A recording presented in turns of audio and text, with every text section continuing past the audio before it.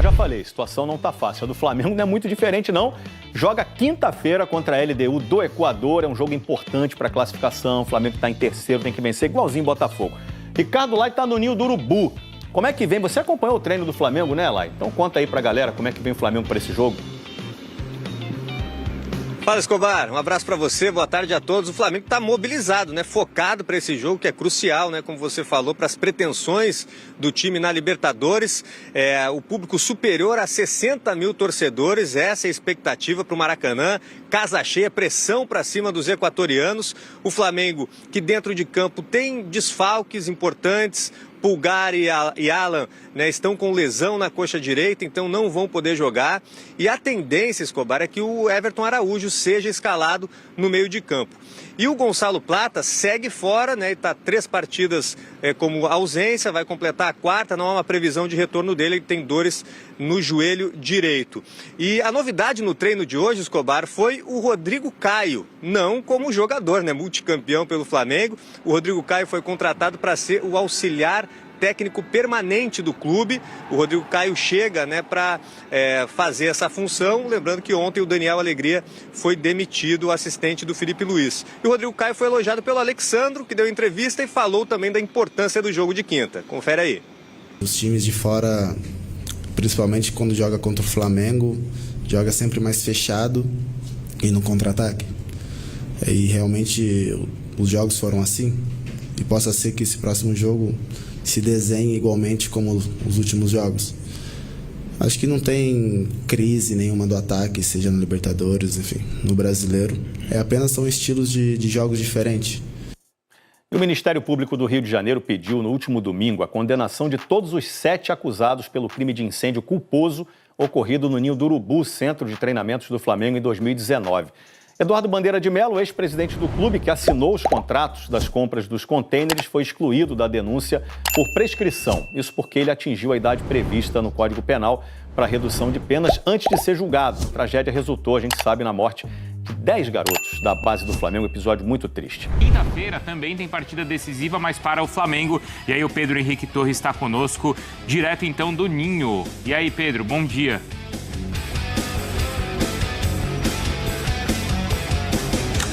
Fala, Bruno, tudo bem? Um abraço para você, um abraço Jailson, Marra, todo mundo ligado aí no Sport Center. Estamos de volta, não do break, não do intervalo, mas depois de um período de descanso. Foi minha vez de ficar naquele famoso potinho, descansando, e vamos seguir temporada por agora. Estamos aqui no Ninho do Urubu. Flamengo abriu o CT na manhã desta terça-feira para a imprensa, semana muito decisiva, porque na quinta-feira, com transmissão da ESPN, tem confronto com a LDU. O Flamengo precisa vencer por 2 gols de diferença, especialmente o time equatoriano, para voltar à zona de classificação. Não vai ter o Alan, tampouco o Pulgar, os 2 lesionados, expectativa de Everton Araújo. Mais uma novidade no Flamengo nesta terça-feira é a contratação de Rodrigo Caio.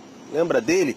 Ídolo do Flamengo, mas não para jogar ali, não para atuar na defesa. Agora, ex-jogador, Rodrigo Caio vai integrar a comissão técnica do Felipe Luiz, velho companheiro. Felipe Luiz procurava ali um integrante que tivesse vivido ali o campo mesmo, fosse jogador, enfim, o acompanhasse. Mas então, depois da demissão do Daniel Alegria ontem, aí o Rodrigo Caio já é o contratado, mas vai ser um contratado para a comissão técnica fixa do Flamengo. Então, ele faz parte agora do corpo técnico fixo do Flamengo. Já participou hoje das atividades aqui no Ninho do Urubu. E mais daqui a pouquinho a gente vai acompanhar uma coletiva de imprensa com o lateral esquerdo Alexandro. Aí a gente traz as novidades, na verdade, ao longo da programação dos canais Disney. Então é isso, todo mundo de olho no Flamengo nessa semana super decisiva de Conmebol Libertadores. Bruno.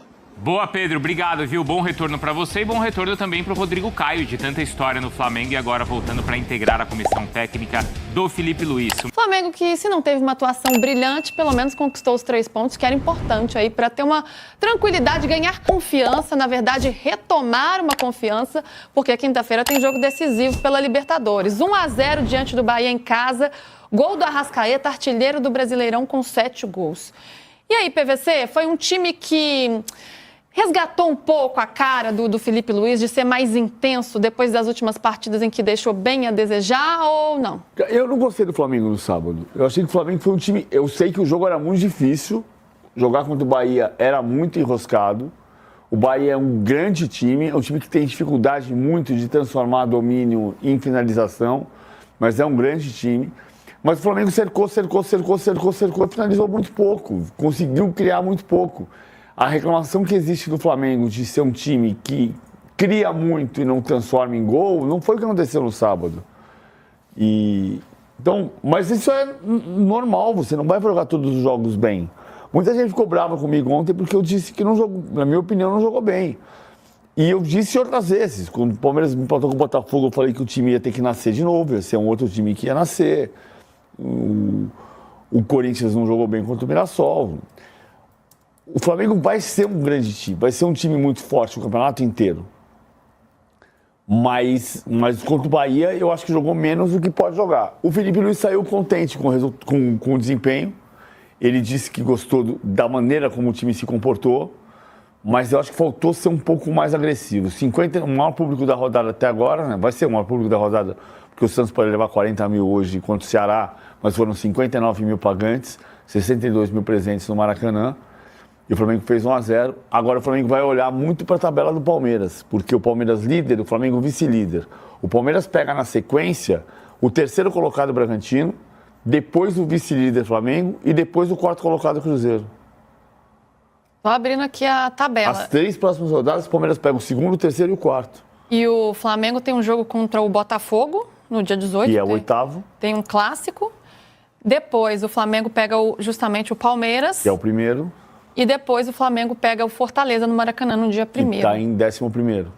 Então é uma parte importante aí da tabela, que são jogos difíceis. Temos aí o Palmeiras na liderança com 19 pontos, Flamengo e Bragantino com a mesma pontuação, 17 pontos. São seguidos pelo Cruzeiro com 16 pontos, Fluminense e aí o Galo aí fechando o G6. E lá na zona do rebaixamento, Vasco, Juventude, Santos e Sport.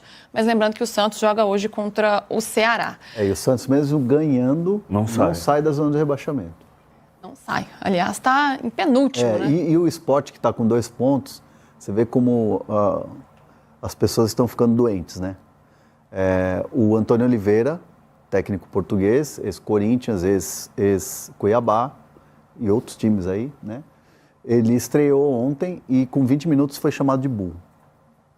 Então, assim, o futebol está ficando perigoso e está ficando doente. Com 20 minutos na estreia, ser chamado de burro. É isso, galera. Se gostou, não esquece de deixar o like, ativar o sininho e se inscrever no canal para receber mais vídeos como esse. Valeu, abraço, fui!